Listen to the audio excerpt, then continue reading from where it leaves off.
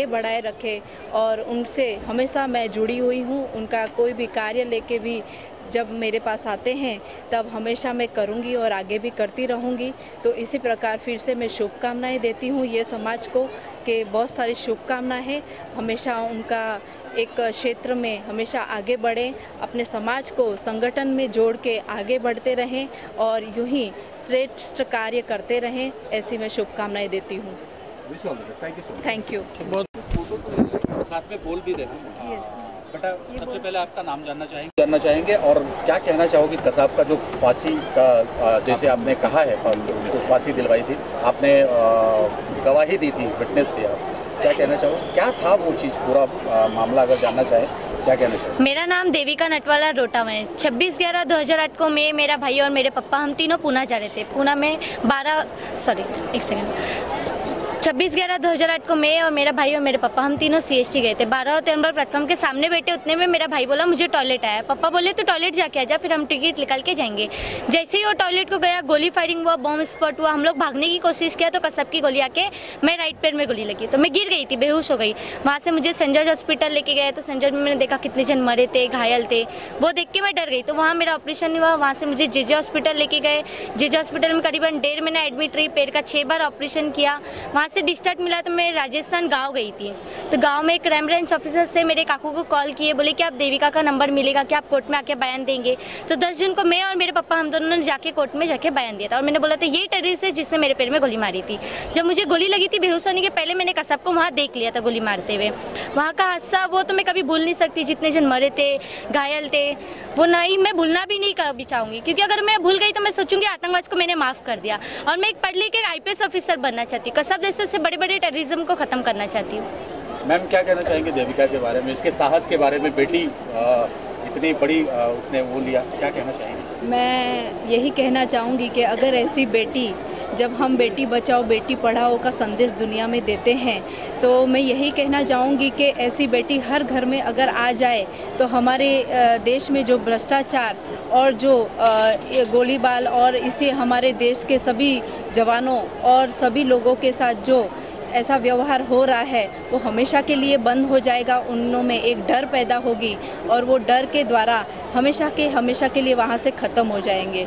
तो मैं यही कहूँगी, बहुत अभिनंदन देती हूँ कि आपके जैसी बेटी हमारे देश में है, हमारे परिवार में है और यहाँ पे आप आई हो तो आपका मैं बहुत सारी शुभकामनाएं देती हूँ कि ऐसे ही हिम्मत मत हारना, कभी आगे बढ़ते रहना और अपने जीवन में जो सोचा है वो हमेशा बन के रहना।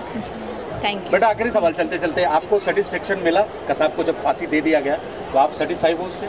खुश तो हूँ कसब को फांसी हुई, बट मैं चाहती हूँ कि उससे जो बड़े बड़े मास्टरमाइंड है उसे भी फांसी होनी चाहिए। कसब तो एक मच्छर था, वो तो एक छोटा आतंकवादी था जिसको फांसी हो गई। 10 आतंकवादी आके हमारे देश को हिला के जाते तो ऐसे आतंकवादी को तो फांसी ही होनी चाहिए। जो बड़े मेन बैठे, जो मास्टरमाइंड है, वो टेररिस्ट हमला के सोचते, वैसे आतंकवादी को अगर हम मुंह तोड़ जवाब दे तो कुछ हमारे देश में हादसा का जवाब दे सकते हैं। सड़क पे लाके पब्लिक के हवाले करना चाहिए था। पब्लिक के हवाले करिए, हम सबके हवाले करना चाहिए। ऐसे टेररिस्ट को तो खुलेआम फांसी देना चाहिए, तो टेररिस्ट दोबारा हमारे देश में आंख उठाने की कोशिश भी नहीं करेगा। Thank you so much. Thank you. समाज बहुत साधारण सीधा समाज है और सबसे समाज के महासम्मेलन में यहाँ उपस्थित हुआ था और बड़ी खुशी हुई कि मुंबई के अलग अलग हिस्सों से सभी महानुभाव, समाज के मान्यवर, समाज के अग्रणी, समाज के सभी लोग यहाँ पे उपस्थित हैं और समाज की नींव जिंदा है, इसलिए हमारी सृष्टि भी जिंदा है। क्योंकि आज एकमात्र देश के अंदर किसी का डर है तो वो समाज का है। वो अलग अलग समाज अलग अलग मान्यताओं का हो सकता है, लेकिन सभी लोग अपने अपने समाज की सम्मान करते। अपनी पहचान जो है, सम्मान जो है वो समाज के माध्यम से ही, अगर समाज नहीं तो अपनी पहचान भी नहीं। तो आज ये बहुत बड़ा एक आयोजन हुआ और मुझे खुशी इस बात की है कि ये सम्मेलन मीरा भाईंदर में हो रहा है। साथ ही साथ इस मुंबई में रहने वाले सभी लोगों ने भवन के लिए मीरा भाईंदर को चुना है, ये हमारे लिए सौभाग्य की बात है। मैं उन्हें शुभकामनाएं देने आया था, इस कार्यक्रम का हिस्सा बनने आया था, क्योंकि मैं भी राजस्थान से बिलोंग करता हूं, तो मुझे खुशी है इस बात की कि सभी लोग यहाँ पे आ रहे, तो ये अपने लिए गौरव की बात है। तो मैं फिर एक बार आपके माध्यम से सभी को शुभकामना देता हूँ। चलते चलते एक आखिरी सवाल, पगडंडिया से आ रहे थे, कच्ची सड़कें हैं, लाइट नहीं है, क्या कुछ कहना चाहिए? जाहिर सी बात है कि अनडेवलप ये जो क्षेत्र है वो नो डेवलपमेंट जोन के अंदर है, तो समाज ने जगह ली है, तो समय के साथ इसके अंदर सुधारना होगी।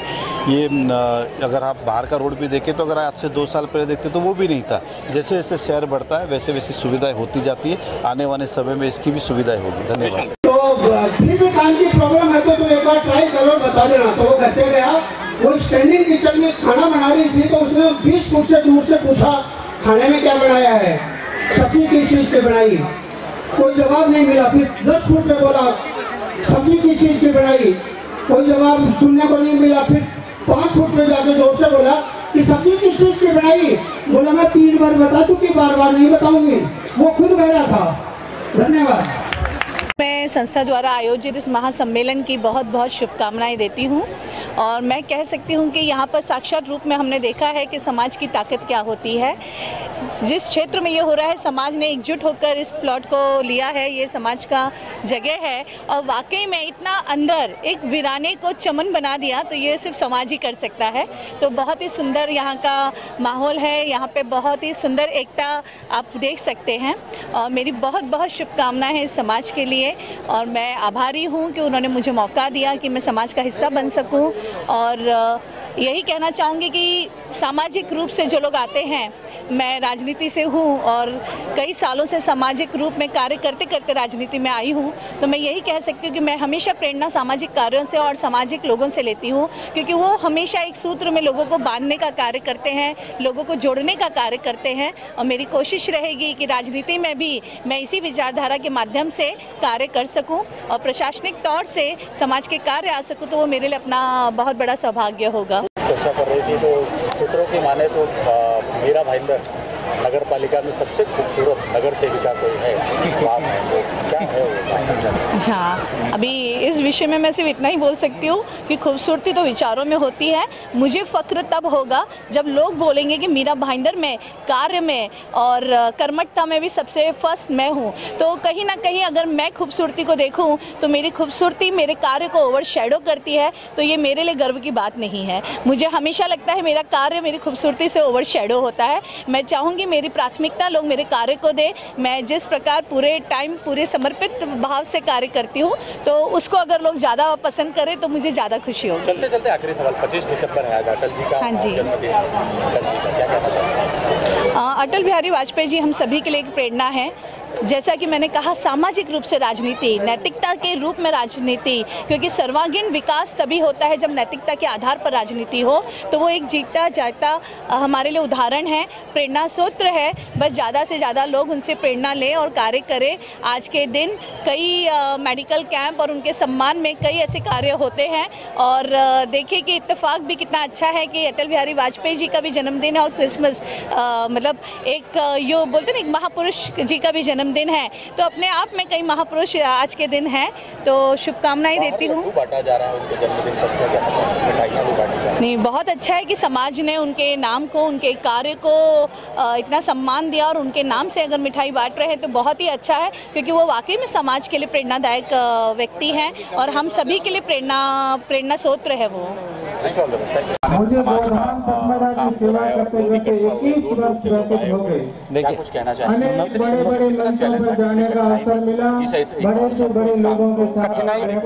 कठिनाई तो बहुत थी।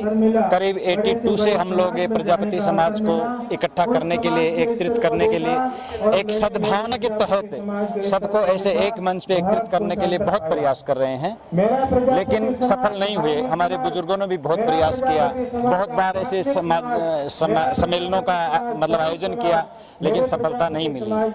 2014 में और ये हमारे शंकरलाल जी जो आज भामाशाह भी हैं और हमारी संस्था के जो हैं सबसे बड़े दानदाता, कोषाध्यक्ष, और ये जगह भी हमारे पास नहीं थी। इनकी ही ये एक तरह से इनका ही बड़ा सहयोग है, इनकी मेहरबानी है कि इनकी फैक्ट्री सिलेक्टिव मार्बल गोरेगांव में है, जिनमें बैठ के हमने 20-30 आदमी ने ये एक शुरुआत की की, समाज को एकत्रित करने की, समाज में एक प्रेम की जागृति करने की, स्नेह के साथ रहने की, एक दूसरे से बातचीत करने की।